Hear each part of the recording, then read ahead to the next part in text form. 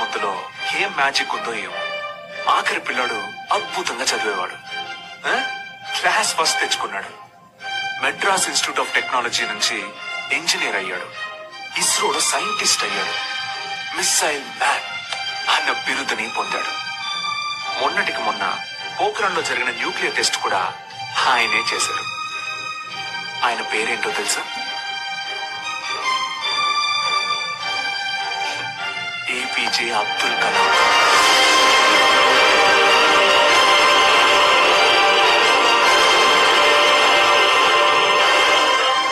ఆ రోజు ఆ పడవ నడిపేవాడు నా కొడుకు నాతో పాటు పనిలోకి వస్తే ఒక 4 ట్రిప్పులు ఎక్స్ట్రా వేయొచ్చు, ఒక 4 రాళ్ళు ఎక్కువ సంపాదించుకోవచ్చు అనుకోనుంటే భారతదేశం గర్వించదగ్గ సైంటిస్ట్ ని కోల్పోయేవాడు.